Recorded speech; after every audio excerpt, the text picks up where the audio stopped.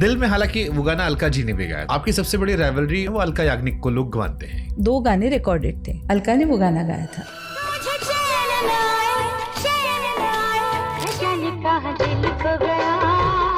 भी राइवलरी भी नहीं थी, वो इस गाने के जितना हुआ किया ना, इंद्र कुमार जी वो आए थे, पूछे जी हमारी फिल्म प्रमोट कर दो, तो उन्होंने कहा कि if she is not singing outside तो मेरी जिम्मेदारी बनती है ना कि उनका गाया हुआ गाना मैं हिट करूं।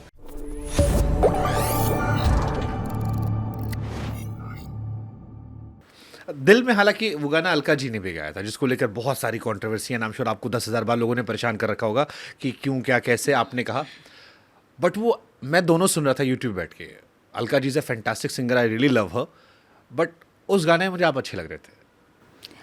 एक्चुअली एक चीज का मतलब इट्स सैड, अभी now I have stop talking about that. I know, क्योंकि कभी कभी ना परेशान इट कर इज दिया वो लोगों जस्ट ने। नहीं, just giving too much of a value to a, मतलब समझा कि कोई इतनी बड़ी चीज़ होती तो उसको इतनी वैल्यू दो, बट इट आपकी सबसे बड़ी राइवलरी, मतलब प्रोफेशनल राइवलरी जो हेल्दी कंपटीशन में, वो अलका याग्निक को लोग मानते हैं कि दो लोग ऑलमोस्ट आसपास के टैलेंटेड लोग थे जो साथ में काम कर रहे थे जगह बनाने के लिए।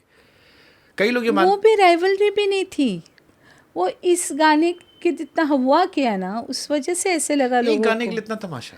देखिए मैं बताती हूँ, शी हैड संग द सॉन्ग, ओके, उस वक्त की सिचुएशन बताती हूँ मैं आपको। अलका ने वो गाना गाया था, 2 गाने रिकॉर्डेड थे। अब वो शी सेज कि वो रेडियो पे आए थे वगैरह, आई डोंट नो, वो मैंने नहीं सुने थे। लेकिन उस वक्त क्या था कि I was not singing outside. Outside मतलब खाली टी सीरीज़ में जो फिल्में बनती थी तो उसी में मैं गाती थी, ओके। तो इंद्र कुमार जी और अशोक जी वो आए थे गुलशन जी के पास कि गुलशन जी हमारी फिल्म हिट कर दो, प्रमोट कर दो। प्रमोट कर दो।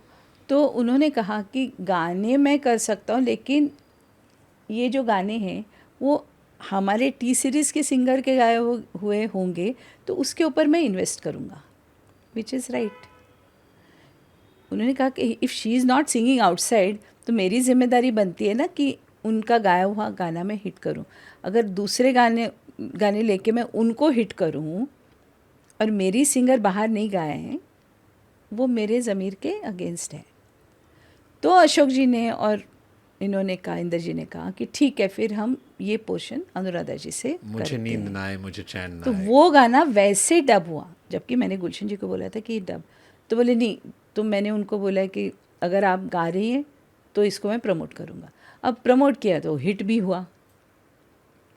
तो मुझे ये लगा कि considering how many song she has संग, मेरे से कहीं ज़्यादा। Because she is singing for every. ये एक कॉमन परसेप्शन ये है कि अनुराधा पौडवाल जी ने ही अलका याग्निक जी के लिए रास्ता खोल दिया, क्योंकि अनुराधा जी ने गाना बंद कर दिया तो जितने कंपोजर थे उनके पास सबसे बड़ा ऑप्शन अलका याग्निक तो थी। वही and she became larger than life. तो मुझे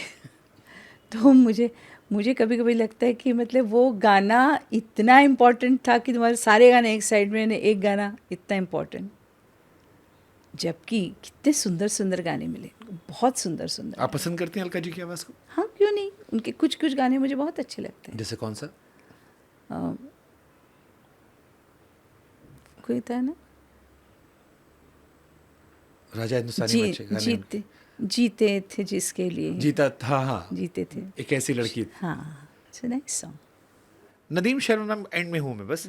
नदीम श्रवण और टी सीरीज से कॉन्फ्लिक्ट में अक्सर ये माना आता है कि कुछ अनुराधा जी, अलका जी को लेकर भी कॉन्फ्लिक्ट था। What was the real conflict? नहीं, ऐसे कभी भी नहीं हुआ, ऐसे कभी भी नहीं हुआ। अलका जी का तो उस वक्त वो था ही नहीं। गुलशन जी के जाने के बाद आपने टी सीरीज से बाहर भी काम किया? ज़्यादा नहीं, थोड़े बहुत काम किए, जैसे ये दिल आशिकाना मैंने देखा। ये दिल आशिकाना में आपके एक गाना शायद था। नहीं, again that was dub by Alka.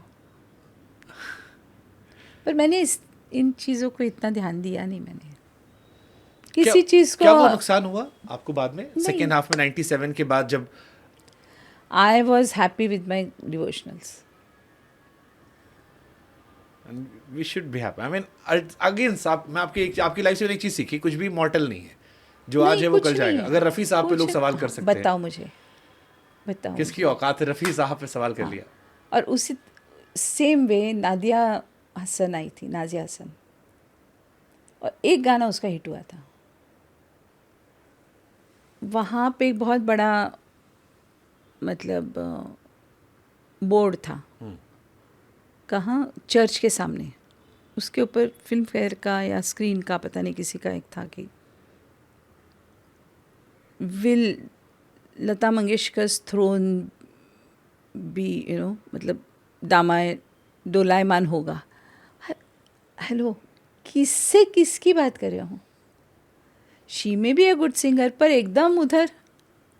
That means इस वजह से मैं इन चीज़ों को मैं लेती ही नहीं। सक्सेस को आप गंभीरता से नहीं लेते।